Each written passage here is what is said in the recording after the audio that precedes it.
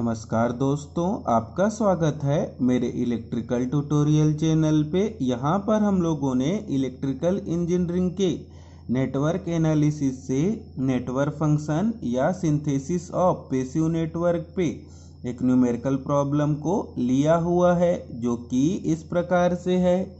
Find the second Foster form of the admittance function y of s is equal to s into s square plus 9 divided by 10 into s square plus 4 into s square plus 25। तो हम लोगों को इस numerical problem पे दिए हुए admittance function y of s को poster second form पे रियलाइज करना है। तो आइए आगे देखते हैं हम लोग इस न्यूमेरिकल प्रॉब्लम को किस प्रकार से सॉल्व कर पाएंगे।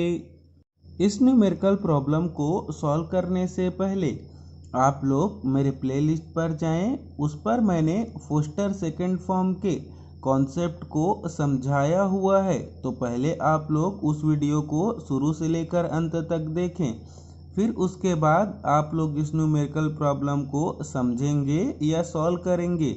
तो यह न्यूमेरिकल प्रॉब्लम आप लोगों को बहुत ही आसानी से सॉल्व हो जाएगा। अब हम लोग इस न्यूमेरिकल प्रॉब्लम पर एलसी नेटवर्क सिंथेसिस के फोस्टर सेकेंड फॉर्म पे अगर कोई हम लोगों को admittance function y of s दिया हो तो उसको किस प्रकार से स्टैंडर्ड पार्शियल फ्रैक्शन के फॉर्म पे लिखना होगा। तो सबसे पहले हम लोग फोस्टर सेकेंड फॉर्म के लिए स्टैंडर्ड पार्शियल फ्रैक्शन फॉर्म को लिखेंगे, जो कि इस प्रकार से है। तो लिख पाएंगे y of s is equal to b0 by s plus summation of i is equal to 1 to n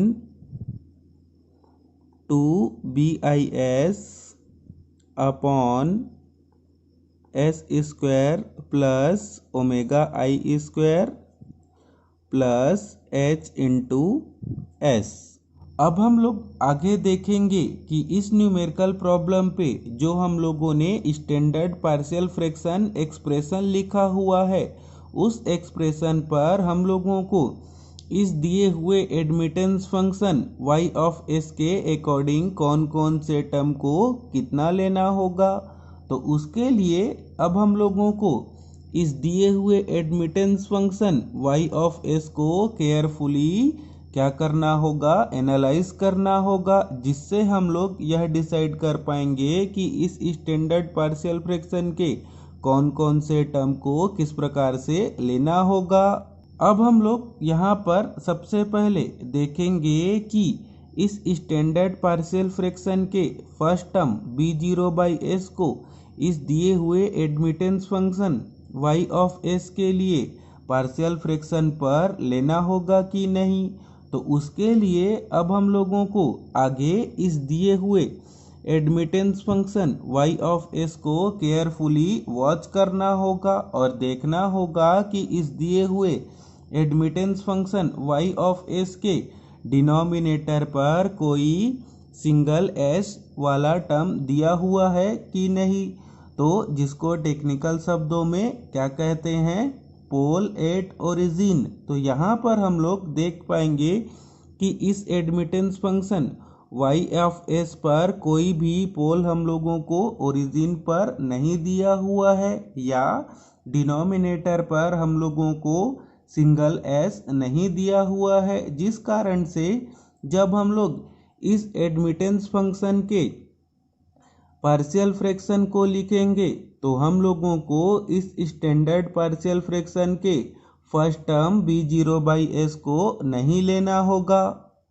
अब हम लोग यहाँ पर आगे देखेंगे कि जब हम लोग इस admittance function y of s के पार्शियल फ्रैक्शन को इस स्टैंडर्ड पार्शियल फ्रैक्शन के फॉर्म पे लिखेंगे, तो इस स्टैंडर्ड पार्शियल फ्रैक्शन के जो लास्ट टर्म है h इंटू s उसको लेना होगा कि नहीं।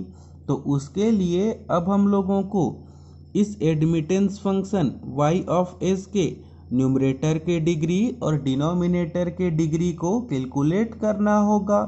तो यहाँ पर हम लोग इस एडमिटेंस फंक्शन के न्यूमरेटर के डिग्री को देख पाएंगे, जो कि कितना है 3। उसको हम लोगों ने कैसे कैलकुलेट किया, जब हम लोग इस दिए हुए admittance function y of s के न्यूमरेटर पर दिए हुए s के एक्सप्रेशन को सॉल्व करेंगे तो हम लोगों को s का हाईएस्ट पावर कितना मिलेगा 3, जो कि न्यूमरेटर का डिग्री होगा। तो यहाँ पर हम लोगों को न्यूमरेटर का डिग्री कितना मिला 3। और ठीक उसी प्रकार से जब हम लोग डिनोमिनेटर के डिग्री को कैलकुलेट करेंगे तो हम लोगों को कितना मिलेगा 4। तो हम लोगों को हमेशा याद रखना है, जब कभी भी न्यूमरेटर का डिग्री डिनोमिनेटर के डिग्री से क्या होगा कम, तो हम लोगों को जब कभी भी दिए हुए admittance function y of s के स्टैंडर्ड पार्शियल फ्रैक्शन को लिखेंगे तो हम लोगों को उस पर last term h into s को नहीं लेना होगा। अब हम लोग यहाँ पर आगे देखेंगे कि जब हम लोग इस admittance function y of s के पार्शियल फ्रैक्शन एक्सप्रेशन को लिखेंगे तो हम लोग इस स्टैंडर्ड पार्शियल फ्रैक्शन के इंटरमीडिएट टर्म, जो कि कितना है summation i is equal to 1 to n 2bis upon s square plus omega i square पर i के वैल्यू को कितना लेना होगा। तो उसके लिए अब हम लोग इस admittance function y of s के डिनोमिनेटर पर देख पाएंगे कि हम लोगों को यहाँ पर दो क्वाड्रेटिक इक्वेशन दिए हुए हैं, पहला एस स्क्वायर प्लस 4 और दूसरा एस स्क्वायर प्लस 25, जिस कारण से अब हम लोगों को यहाँ पर i के वैल्यू को 1 से कहाँ तक लेना होगा 2 तक लेना होगा। जब हम लोग इस एक्सप्रेशन को i इज इक्वल टू 1 पे लिखेंगे तो हम लोगों को पहले टर्म के डिनोमिनेटर पर कितना मिलेगा S square plus omega 1 square और ओमेगा 1 का स्क्वायर कितना हो जाएगा 4। और जब हम लोग इस एक्सप्रेशन को i इज इक्वल टू 2 के लिए लिखेंगे तो डिनोमिनेटर पर हम लोगों को मिलेगा S square plus omega 2 square और ओमेगा 2 स्क्वायर का हम लोगों को यहाँ से वैल्यू कितना मिलेगा 25 मिलेगा। अब हम लोग यहाँ पर साथ ही साथ यह भी डिसाइड करेंगे कि फोस्टर सेकेंड फॉर्म पर हम लोगों को इंडक्टेंस और कैपेसिटेंस के सीरीज कॉम्बिनेशन के कितने पैरेलल सर्किट को बनाने होंगे।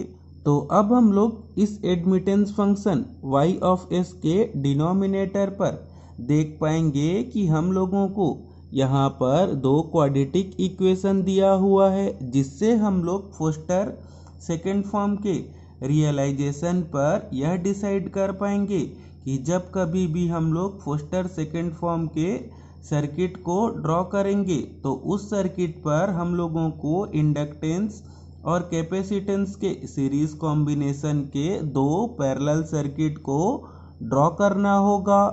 तो यहाँ पर हम लोगों ने सीखा कि जब हम लोग इस दिए हुए admittance function y of s को इस स्टैंडर्ड पार्शियल फ्रैक्शन के फॉर्म पे लिखेंगे तो हम लोगों को इस स्टैंडर्ड पार्शियल फ्रैक्शन फॉर्म के अकॉर्डिंग हम लोगों को यहाँ पर फर्स्ट टर्म को नहीं लेना होगा और लास्ट टर्म को नहीं लेना होगा।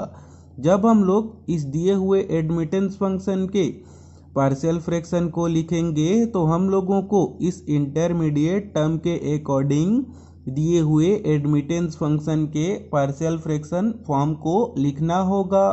तो अब हम लोग इस दिए हुए एडमिटेंस फंक्शन के पार्शियल फ्रैक्शन को लिखेंगे तो लिख पाएंगे y of s is equal to 2b1s upon s square plus 4 plus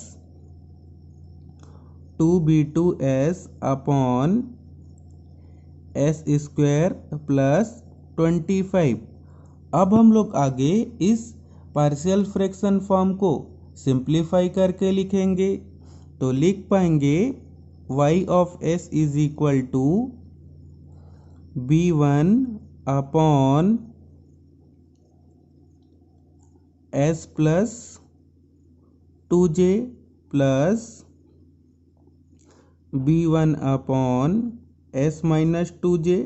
ठीक इसी प्रकार से अब हम लोग इस टर्म के लिए भी लिखेंगे, तो B2 upon S plus 5J plus B2 upon S minus 5J। अब हम लोग यहाँ पर सबसे पहले B1 के वैल्यू को कैलकुलेट करेंगे। तो इन दोनों टर्म से अब हम लोग यहाँ पर पहले वाले टर्म का यूज़ करके B1 के वैल्यू को कैलकुलेट करेंगे। तो यहाँ पर हम लोग लिख पाएंगे B1 upon S plus 2J is equal to, अब हम लोगों को यहाँ पर दिए हुए admittance function y of s को लेना होगा। तो लिख पाएंगे s into s square plus 9 numerator पर और डिनोमिनेटर पर हम लोगों को लिखना होगा सबसे पहले 10 और जो हम लोगों को एस स्क्वायर प्लस 4 वाले टर्म को तोड़कर लिखेंगे। तो लिख पाएंगे s plus 2J s minus 2J और एस स्क्वायर प्लस 25 वाले टर्म को एज इट इज लिखेंगे और यहाँ पर सभी s के जगह हम लोगों को कितना पुट करना होगा, -2J, जिसको अब हम लोग यहाँ पर कैसे कैलकुलेट किए हैं, जब हम लोग s प्लस 2J को 0 के इक्वल पर रखेंगे तो हम लोगों को s का वैल्यू कितना मिलेगा, -2J। अब हम लोग यहाँ से एस स्क्वायर के वैल्यू को भी कैलकुलेट कर लेंगे तो कितना मिलेगा, -4। तो जब हम लोग इन दोनों टर्म को देखेंगे तो दोनों टर्म के डिनोमिनेटर पर कितना है, s प्लस 2J, जो कि क्या हो जाएगा, कैंसल। अब हम लोगों को इस साइड पर सभी s के जगह क्या पुट करना होगा, -2J और s स्क्वायर के जगह -4। तो लिख पाएंगे -2J into -4 plus 9 divided by 10 into, जब हम लोग यहाँ पर s के जगह -2J रखेंगे तो कितना हो जाएगा, -4J और इस s स्क्वायर के जगह -4 प्लस 25। तो जब हम लोग इस वाले टर्म को सिंप्लीफाई करेंगे तो हम लोगों को यहाँ पर B1 का वैल्यू कितना मिल पाएगा, तो लिखेंगे 1/84।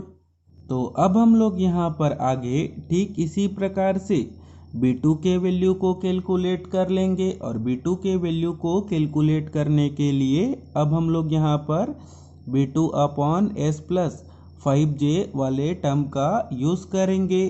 तो यहाँ पर हम लोग लिख पाएंगे सेकंड पर B2 अपॉन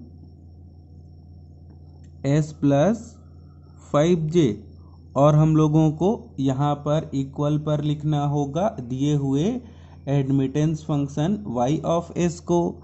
तो न्यूमरेटर पर लिखेंगे s into s square plus 9 और डिनोमिनेटर पर हम लोग लिखेंगे सबसे पहले 10 को और एस स्क्वायर प्लस 4 को एज इट इज लिखेंगे और एस स्क्वायर प्लस 25 को सिंप्लीफाई करके लिखेंगे। तो लिख पाएंगे s plus 5J into S minus 5J और यहाँ पर हम लोगों को सभी s के जगह क्या पुट करना होगा, -5J, जिसके वैल्यू को कैसे कैलकुलेट किए हैं, s plus 5J is equal to 0 रखेंगे तो s का वैल्यू हम लोगों को यहाँ पर कितना मिलेगा, -5J। और अब हम लोग यहाँ पर s स्क्वायर के भी वैल्यू को कैलकुलेट कर लेंगे तो कितना मिलेगा, -25। तो अब हम लोग इन दोनों टर्म का जब कंपेयर करेंगे तो देख पाएंगे कि दोनों के डिनोमिनेटर पर कितना है, s + 5j, जो कि क्या हो जाएगा, कैंसल। अब हम लोग यहाँ पर आगे इस टर्म पर सभी s के जगह क्या पुट करेंगे, -5j, और s² के जगह -25। तो लिख पाएंगे -5j into -25 + 9 divided by 10 into -25 + 4, और इस s के जगह -5j रखेंगे तो कितना हो जाएगा, -10j। और जब हम लोग इस वाले टर्म को सिंप्लीफाई करेंगे तो हम लोगों को यहाँ पर b2 का वैल्यू कितना मिलेगा, 4/105। अब हम लोग यहाँ पर आगे b1 और b2 के वैल्यू का यूज़ करके फोस्टर सेकेंड फॉर्म के रियलाइजेशन पर यूज होने वाले इंडक्टेंस और कैपेसिटेंस एलिमेंट के वैल्यू को कैलकुलेट करेंगे। अब हम लोग यहाँ पर सबसे पहले L1 के वैल्यू को कैलकुलेट करेंगे। तो लिख पाएंगे L1 = 1/2b1। अब हम लोग इस पे b1 के वैल्यू को पुट करेंगे, जो कि कितना है, 1/84। तो लिखेंगे 1/2 इंटू 1/84। और जब हम लोग इसको सॉल्व करेंगे तो L1 का वैल्यू हम लोगों को यहाँ पर कितना मिलेगा, 42 हेनरी। अब हम लोग आगे इसी प्रकार से L2 के वैल्यू को कैलकुलेट करेंगे। तो लिखेंगे L2 = 1/2b2, और हम लोगों को यहाँ पर b2 का वैल्यू कितना मिला हुआ है उसको पुट करेंगे। तो लिखेंगे 1/2 इंटू 4/105। और जब हम लोग इसको सॉल्व करेंगे तो L2 का वैल्यू हम लोगों को यहाँ पर कितना मिलेगा, 105 डिवाइडेड बाई 8 हेनरी। अब हम लोग यहाँ पर आगे कैपेसिटेंस C1 के वैल्यू को कैलकुलेट करेंगे। तो लिखेंगे कैपेसिटेंस C1 = 2b1/ω1 का स्क्वायर। अब हम लोग इस एक्सप्रेशन पर b1 के वैल्यू को और ω1² के वैल्यू को पुट करेंगे। तो लिखेंगे 2 इंटू 1/84 डिवाइडेड बाई ω1 के स्क्वायर के वैल्यू को, जो कि कितना है, 4। और जब हम लोग सॉल्व करेंगे तो हम लोगों को कैपेसिटेंस C1 का वैल्यू कितना मिलेगा, 1/168, और यूनिट हो जाएगा फैराड। अब हम लोग आगे ठीक इसी प्रकार से कैपेसिटेंस C2 के वैल्यू को कैलकुलेट करेंगे। तो लिखेंगे C2 = 2b2/ω2 का स्क्वायर। अब हम लोग इस पे वैल्यू पुट करेंगे। तो लिखेंगे 2 इंटू 4/105 डिवाइडेड बाई ω2 का स्क्वायर हम लोगों को कितना पता है, 25। और जब हम लोग इस पूरे टर्म को सॉल्व करेंगे तो कैपेसिटेंस C2 का वैल्यू हम लोगों को कितना मिलेगा। तो लिखेंगे 8/2625, यूनिट हो जाएगा फैराड। अब हम लोग आगे L1, L2, C1 और C2 के वैल्यू का यूज़ करके फोस्टर सेकेंड फॉर्म के रियलाइजेशन के सर्किट डायग्राम को ड्रॉ करेंगे।